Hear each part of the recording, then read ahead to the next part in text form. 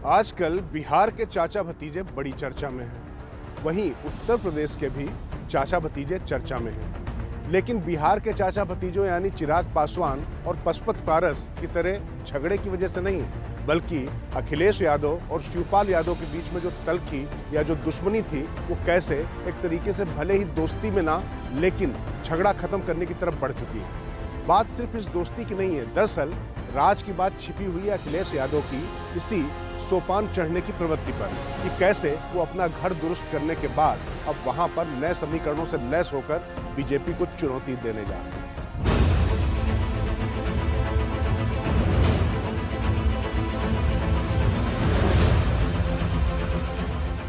राज की बात यह है कि अखिलेश की कोशिश पूरी तरह से चुनाव बीजेपी बनाम सपा करने की है। बीजेपी विरोधी वोटों को पाने के साथ साथ अपना बचाने की इस दोहरी मुहिम पर काम शुरू हो चुका है। पंचायत चुनाव के नतीजों से उत्साहित सपा ने अपने मोहरे बिछाने शुरू तो किए हैं, लेकिन जमीन पर संघर्ष करने वाला समाजवादी चरित्र अभी नहीं दिखाई दे रहा। मुलायम की आंदोलनकारी सियासत से उलट अखिलेश की कोशिश बीजेपी सरकार के खिलाफ गुस्से पर वोट पाने वाले हर मुद्दे को हथियाने और ऐसे समीकरण बनाने की है जिस पर वह फिर 2012 की तरह सत्ता का महल बना सके।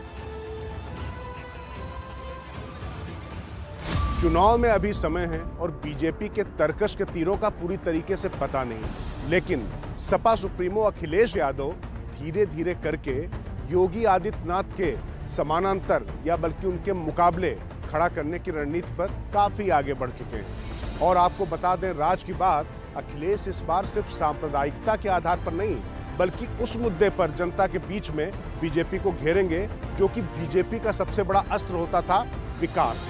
यानी अखिलेश अपने कार्यकाल की विकास योजनाओं की तुलना में योगी सरकार में क्या हुआ उसको आगे रखकर जनता के बीच में जाएंगे। अखिलेश अपने कार्यकाल में हुए हाईवे निर्माण से लेकर तमाम परियोजनाओं को विज्ञापनों, पोस्टरों और भाषणों में उतारने की तैयारी कर चुके हैं। साथ ही वो परियोजनाएं जो पूरी की अखिलेश ने और फीता काटा योगी ने, उन्हें भी गिनाया जाएगा।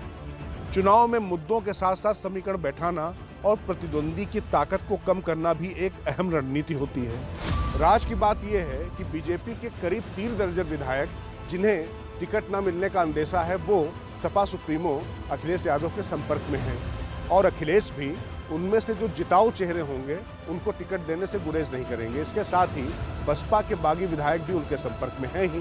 तो कुल मिलाकर अखिलेश बीजेपी विरोधी वोट कहीं बटे ना, इसको लेकर सबसे ज्यादा सतर्क हैं और उसी लिहाज से एक एक कदम आगे बढ़े।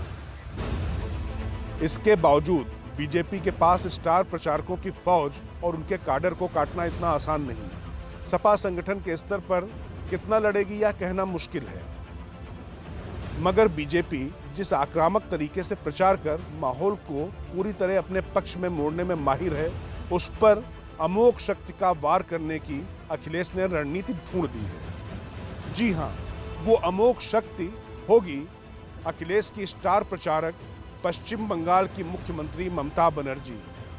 ममता ने जिस तरह से बंगाल फतेह की, बीजेपी की चतुरंगड़ी सेना को पस्त किया, उसके बाद उनका कद बढ़ा है। यूपी में ममता के नाम पर वोट भले ही ना मिले, लेकिन उनका क्रेज भरपूर है जिसे सपा भरपूर भुनाएगी। खास तौर से पश्चिम बंगाल की लड़ाई बीजेपी के लिए बहुत ज्यादा बड़ी थी और मोदी शाह की जोड़ी ने यहां पर बीजेपी की ताकत में कई गुना इजाफा भी किया। लेकिन ममता की स्ट्रेटजी के आगे ये नाकाफी रहा। ममता ने अंततः सारे बीजेपी विरोधी वोटों को एकजुट करके सत्ता हासिल कर ली। तो अखिलेश भी इसी गुर को ममता से न सिर्फ सीख रहे हैं, बल्कि उत्तर प्रदेश में ममता बनर्जी को प्रचार के लिए मना लिया है।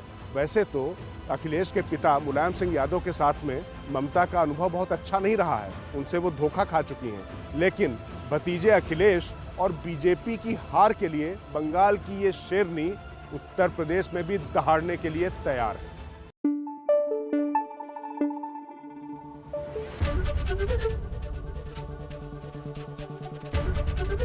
एबीपी न्यूज आपको रखे आगे।